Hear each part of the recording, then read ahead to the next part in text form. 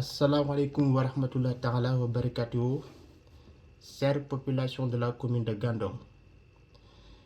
Permettez-moi tout d'abord de vous demander le grand pardon au mois béni de Ramadan, qu'Allah subhanahu wa ta'ala accepte nos prières et qu'il accorde le grand paradis à nos disparus. Di baalu ñëpp ak ci weeru tedd bi di ñaan yàlla subhanahu wa ta'ala mu jéggal sunu bakkaar yërëm way dawlu yi ci barki yonante bi di leen baalu ak tamit képp ko xamee ni tooñ nan la moo xam mooy tooñ bu ñu yëg ak bu ñu yëgul di ko sàkku ci yéen ngeen baal nu ci weeru tedd bi muy weeru yërmande. Ginnaaw ci loolu nous avions assisté aux élections municipales et départementales. Di profiter de cette occasion aussi di encourager toutes les listes qui se sont présentées di wax ni élection moom yàlla mooy xool ku mu neex mu teg ka ci dëkk bi. Di rendre un hommage mérité à l'endroit de l'équipe sortante dirigée par Madame Khoudia Mbaye, ses conseillers, ses adjoints, di leen jaajëfal pour le service rendu à la population. Di leen ñaanal yàlla aussi gudd fan bu ànd wér bàyyi leen fi ci kanam. Di féliciter le maire nouvellement élu, Monsieur Alpha Mamadou Diop, pour avoir remporté ces élections municipales, à qui, par son programme, a réussi à convaincre la majeure partie des électeurs de la commune. On lui souhaite une bonne chance. Di ko ñaanal yàlla aussi mu am une réussite totale sur tous les projets qu'il a entamés, une réussite totale aussi sur son programme, ba toute la population de la commune gis seen bopp. Di ko ñaanal mu commencé ko bismillahi rahmani rahim eggale ko alhamdulillahi rabbil alamin. Tout d'abord ñoo ngi ñëw sur le contexte historique de la plateforme, c'est-à-dire lan moo waral plateforme bi. Donc plateforme bi mi ngi juddoo par le biais d'un frère, quelqu'un parmi nous l'a initié, koo xamee ni sunu frère la ñoo bokk commune de Gandon. Ndax idée buy ñëwee rek ñi ngi ci war njëkk waxtaanal mooy sa ay xarit, sa promotionnaire, sa ay doyen, les acteurs de développement. Au début, on avait créé un groupe dénommé le comité d'initiative.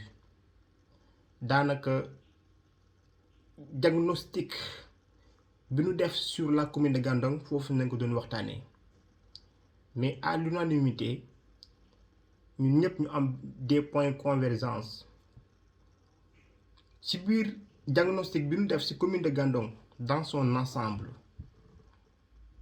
Waxtaane nañu pratiquement sur tous les plans. Sur le plan éducatif, ñun ndaw ñi ñu xalaat ni en collaboration avec les proviseurs, les professeurs de la commune, qu'il y a un décrochage massif des élèves, c'est-à-dire ndaw ñi ñoo ngi bàyyi jàng. Toujours dans le cadre éducatif, gis nañu il y a absence de qualification. Ndaw ñi ñoo ngi jàng mais amuñu qualification bu leen di permettre bu ñu paree seen jàng ñu mën dugg sur le marché de l'emploi. Ndax ku ni jàng war xam ni ak fi ñu tollu qualification nit ki boo ko amul pour nga am liggéey day jafe. Sur le plan sanitaire, ñu gis ni dafa am benn centre d'enseignement technique bu ñu implanté à Gandon d'ailleurs qui n'est pas technique ñoo ngi ci dénommé Mbëbës 2 de Gandon ñu gis ne ma ngi fay def ay musiba te kenn rek moo ko teg mooy waa ville de Saint-Louis. D'ailleurs plateforme bi defoon na ci webinaire invité Nalla Mbaye le géographe ñoo ngi ci nuyu au passage defoon na ci waxtaan. Il y avait des invités, des environnementalistes comme Papa Daouda Diop, Maguette Wade ñi nga xamee ni seen xam-xam nàcc na ci environnement waxtaan nañ ci ba yaakaar naa loolu noonu moo war gën nekk suñu priorité pour ñu xool mbëbës boobu nan nga ko fay dindee. D'ailleurs docteur Ousmane Fall il nous avait dit que mbëbës boobu mi ngi contribuer sur la santé des populations de façon négative. Loolu tamit waxtaanal ci ñun plateforme nan ñu def ba mbëbës boobu ñu jógee ko fi ñu jëlee ko fi ñu indi ay solutions avec la mairie de Gandon. Sur le plan de l'emploi et de l'entrepreneuriat, concernant la commune de Gandon, nous avons constaté qu'il y a pas mal d'agrobusiness qui sont implantés dans la commune. te ñu gis ni ndaw ñi fa nekk bu ñu jàngee ba pare pour ñu am stage dans ces entreprises locales c'est tout un problème. Alors que entreprise yi ñoo ngi nekk ci seen gox ñu gis ni tamit ci liggéeyu ndaw ñi ak jigéen ñi entreprise dafa nekk li leen di fay daal tuuti maanaam ci lu mën wax entre guillemets. ñu ñëw sur le plan sportif et culturel ñu gis ni parce que on s'est posé beaucoup de questions, on s'est rendu compte que le problème fondamental du sport de la commune de Gandon, c'est nawetaan. loo xam ne amul benn finalité. On s'est dit que ñu ngi couper la fraternité entre villages, perturber certaines familles. Et comme vous le savez mieux que moi, le sport, c'est un fédérateur. Il tisse les liens entre villages, normalement. C'est ça sa vocation première. Football, nawetaan dafa war a boole. Da lay permettre pour nga revoir ce promotionnaire de classe à qui tu l'avais perdu de vue depuis longtemps. ngeen dem stade ngeen gisante ngeen waxtaan ngeen fàttali ko le passé, les expériences que vous avez vécues ensemble. Anguy Bam boobu noonu ñu gis ni commune de Gandon nawetaan bi c'est problématique. Da ngay gis ñu briser des rêves de beaucoup de jeunes.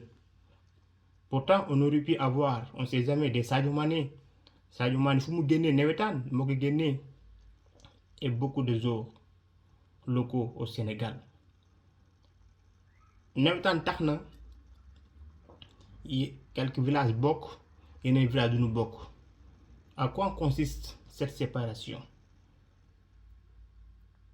ñu gis ni ba tey malgré l'espace que nous détenons commune de Gandon fu muy waxante ni amul stade bu foo xam mën nañ fa épanouir. naam amoon nañu stade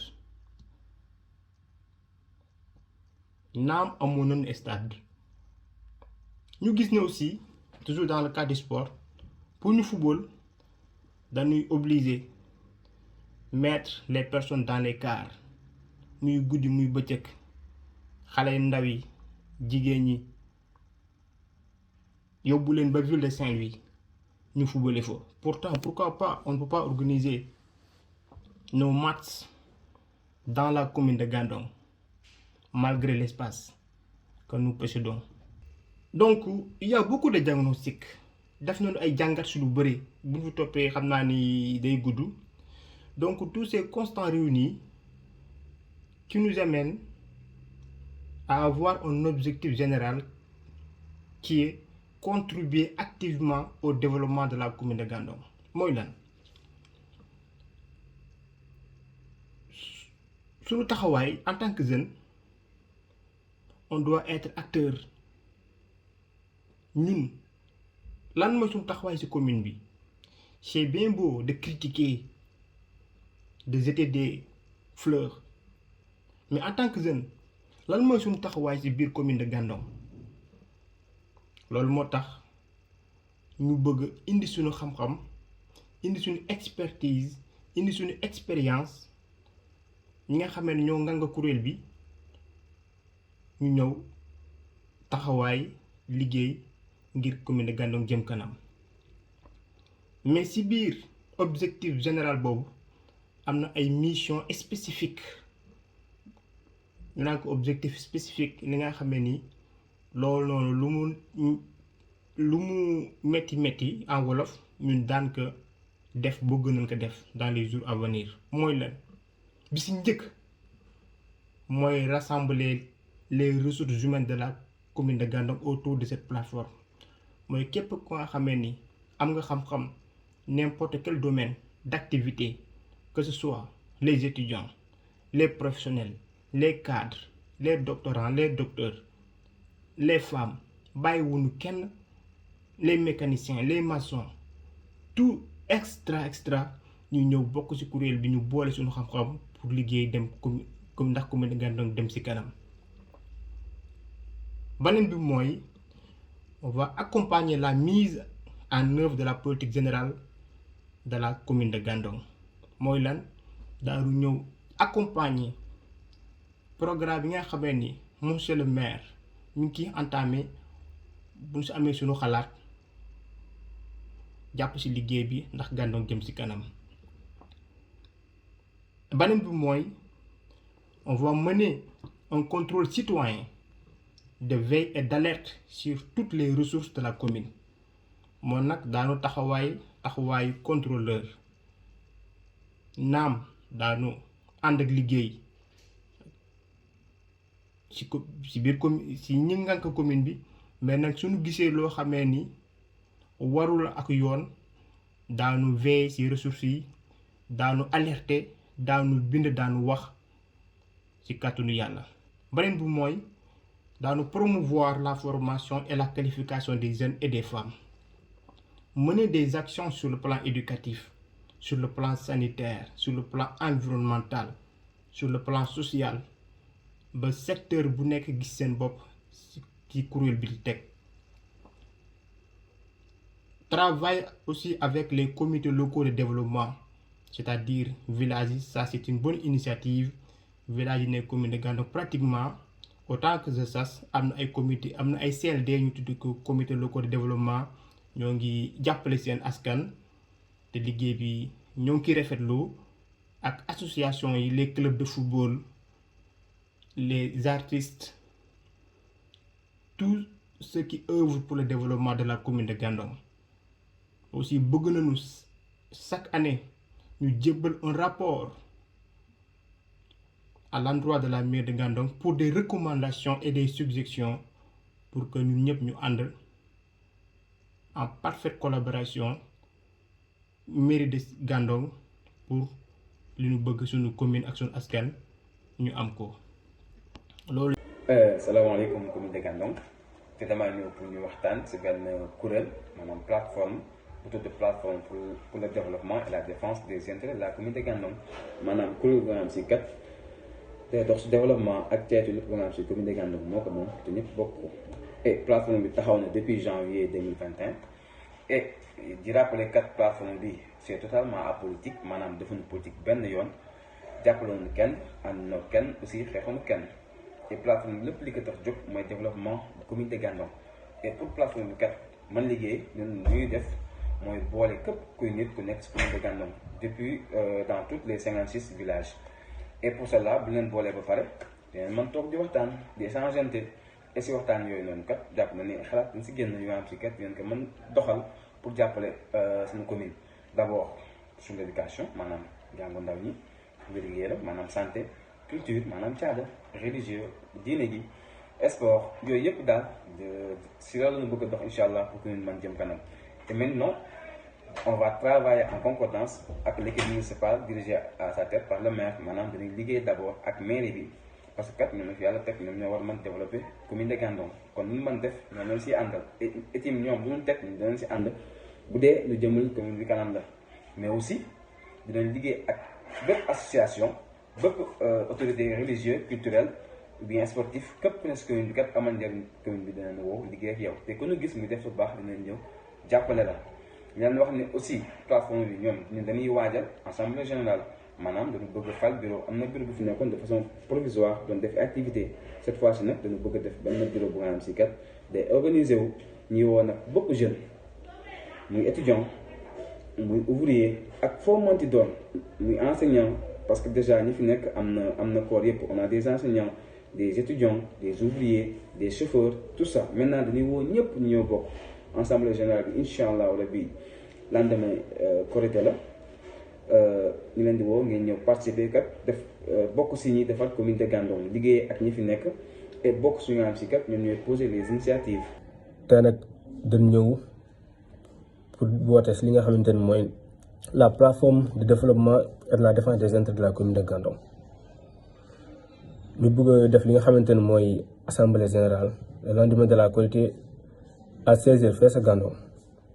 Bon, juste pour résumer rek plateforme de développement et de la défense des intérêts de la commune de Gandon dafa doon plateforme boo xamante ni ay doomu Gandon ñoo ko créé woon bi ñu ko créé ñuy dem di woote di woote ba gars yi di ñëw di ko gis bu baax je pense que ñu bëri xam nañu plateforme bi mi ngi doon dox mais plateforme bi mënul dox tant que defuñu li nga xamante ne mooy assemblée générale boobu mënul bëgg taxawal ci Korité gi assemblée générale aussi mooy permettre jeunes yi ñu ñëw jël poste yi kon képp koo xamante ni yaa ngi jeune dëkk Gandon su ma nekk Gandon commune bu Gandon bépp laa wax te d'ailleurs am nañ ay représentants ci zone bu nekk ñu ngi lay woo ci assemblée générale boobu noonu pour nga ñëw jël poste yi bàyyiwuñu kenn képp koo xamante ni jeune nga te yaa ngi dëkk Gandon tax laa jóg ak lépp looy yëngu moo xam nga étudiant nga ouvrier ak leen lu mënta doon nga nekk jeune te Gandon tax laa jóg ñu lay woo ci assemblée générale bi pour nga ñëw jël poste yi bàyyiwuñu kenn képp koo xamante ni jeune nga te yaa ngi dëkk Gandon tax laa jóg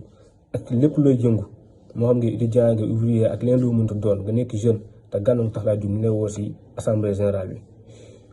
assemblée générale bi ñu ne assemblée générale de la plateforme de développement et de la défense des intérêts de la commune de Gandon dara tax koo jug du leen rek mooy objectif yi c'est de contribuer activement au développement de la commune.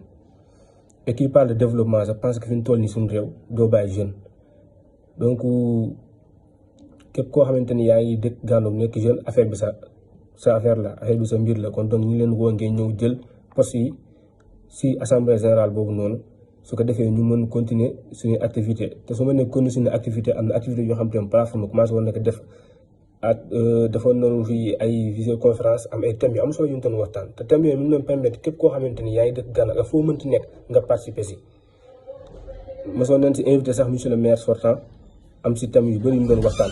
Pour conclure ñoo ngi woo képp koo xamee ni développement de la commune de Gandon moo tax a jóg di si woo les cadres les professionnels les élèves les étudiants les travailleurs n'importe quel domaine képp ku nga xamee ni yaa ngi œuvrer pour le développement de la commune di woo tamit la commune de Gandon en commençant par le maire Mamadou Alpha et ses conseillers qu'on travaille ensemble pour le bien-être de la commune. beneen bi mooy ñoo ngi leen di wax ni dans la plateforme il y a des commissions à pourvoir. Il y a la commission environnementale et cadre de vie, il y a la commission sanitaire, il y a la commission formation et emploi, il y a aussi le conseil d'administration. C'est-à-dire ce conseil est réservé pour des personnes qui ont plus de 30 ans. C'est-à-dire ñoo nekk conseil boo xamee ni daanu orienté di évaluer les dispositifs que la plateforme compte mener, di saytu di ñu orienter ba nga xamee ni les acteurs de la plateforme daanu xam lu ñu def pour dérouler seen agenda comme il se doit. Je remercie aussi tous les collaborateurs de la plateforme pour le développement et la défense de la commune de Gandon. di si jiital ñi nga xam ne ñoo nekk Sénégal ak au niveau de la diaspora d'avoir contribué aux activités numériques, notamment les webinaires que nous avions organisés pendant la crise sanitaire. Donc di leen jaajëfal bu baax a baax di leen wax ni ñoo ngi formaliser plateforme bi. Du coup, on va organiser une assemblée générale qui se tiendra au deuxième jour de la Korité.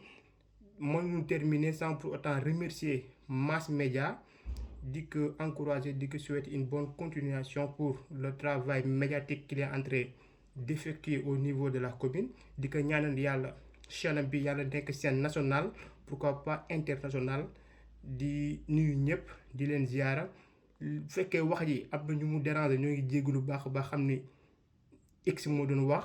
Bu fekkee nag am na lu si baax ñu xam ni subhanahu wa taala di ñaan yàlla mois de ramadan bi yàlla nañ ko terminer ak alhamdulillahi rabbil alamin di ñaanal waaye dawlu yàlla xare leen àjjana.